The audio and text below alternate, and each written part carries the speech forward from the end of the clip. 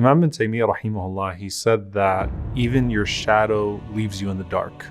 And we feel that at times when we're most in need, that the people that we thought we could count on are not there. And that drives you to Allah subhanahu wa ta'ala, that drives you to call upon Allah. And hopefully it causes you to reflect in a way that you don't abandon people the way that you felt abandoned in your time of need, that you will rise to the occasion to be there for people. And one thing about the Prophet ﷺ is the way he made you feel and the attention that he gave you and the way that he looked at you and the way that he joked with you. All of that was there, but what was also there was that the Prophet ﷺ would not leave you in your time of need, even if his need was greater than yours.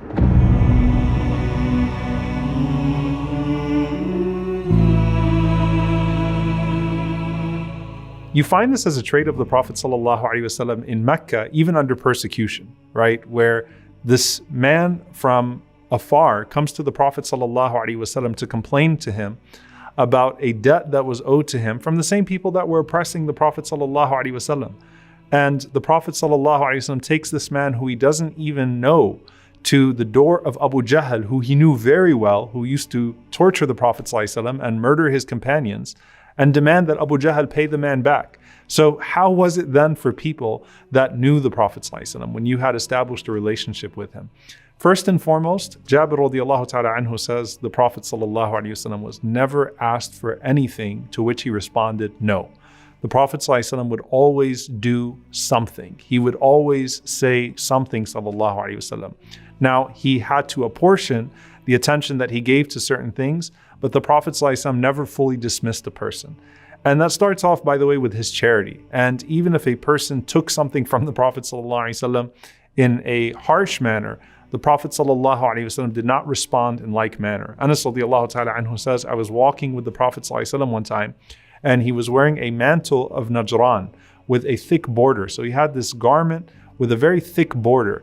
And this Bedouin man came to the Prophet ﷺ and he started to pull at that mantle so violently that he left marks on the neck of the Prophet ﷺ. And he's saying, "A'tini mimma a'taka Allah, give me from what Allah gave to you." And he said that the Prophet ﷺ, he turned to him, he smiled at him, and then the Prophet ﷺ simply took off that burd, that mantle, and he gave it to the man ﷺ. And on top of that, Anas radiallahu ta'ala anhu said, he ordered for him a portion of the sadaqah, a portion of the charity. So if someone asked the Prophet ﷺ, as-sa'il, the Prophet ﷺ would give, and that was not always monetary. The Prophet ﷺ would intervene on behalf of anyone that asked for his intercession. We already mentioned that, especially with the orphans, the Prophet ﷺ would intervene on their behalf for anything because they were the most susceptible to exploitation. The smallest disputes, the Prophet ﷺ would be brought in and he would intervene ﷺ.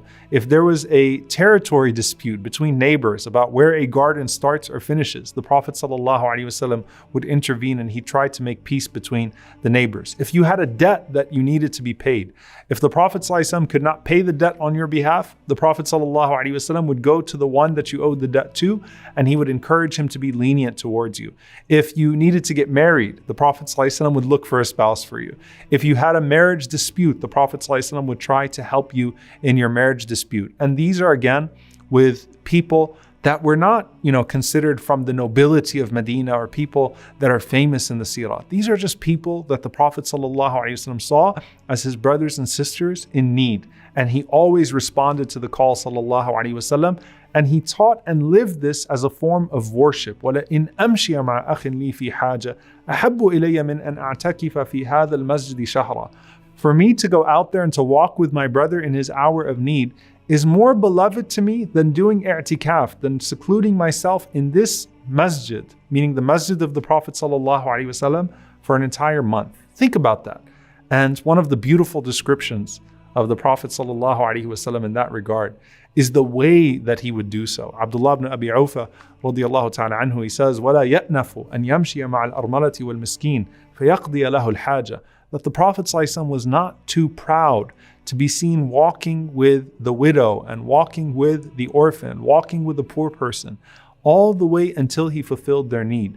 So you could see the Prophet ﷺ as a common sight in Medina carrying someone's load. You could see the Prophet ﷺ assisting the elderly woman to her home to carry her groceries from the marketplace. You could see the Prophet ﷺ doing all of these tasks that were considered low for the lowest person in Medina, but the Prophet ﷺ was honored to do them. And one of the most beautiful narrations in this regard, and subhanAllah, we often hear this narration paraphrased, but really the context of this and the response of the Prophet ﷺ is just so beautiful and tells you so much about him sallallahu alaihi wasallam. Anas radiallahu anhu says there was this woman, كان في عقلها شيء. She had a mental illness, and that's significant, right? That she came to the Prophet ﷺ and she had a mental illness, and the Prophet ﷺ could have easily dismissed her, right? And she comes to the Prophet ﷺ and she says, Ya Rasulullah, inna li ilayka haja. I need you, Ya Rasulullah. I need something from you. You know how the Prophet ﷺ responds to this woman? He responds with such love and such attention. He says, Ya fulan, khudi ayyat turuqi shi'ti faqumi fihi hatta aqumu ma'aki. He said, oh, mother of so-and-so, pick any place in Medina, choose any path that you want me to be in, and I will go exactly where you call me to. Call me to any place, call me to any task, and I will go there with you. فَتَنْطَلِقُ بِهِ حَيْثُ شَاءَتْ. She would take the Prophet ﷺ wherever she wanted in Medina. SubhanAllah. How beautiful is that? The most important man in society. And this woman could come to the Prophet ﷺ and she could say to the Prophet ﷺ, I want to go here, I want to go here. And the Prophet ﷺ would go with her all over Medina to do whatever she needed. And not once did the Prophet ﷺ remove that comforting smile from his face or make her feel like she was insignificant or she was a burden upon him. صلوا عليه صلوا عليه صلى الله عليه وسلم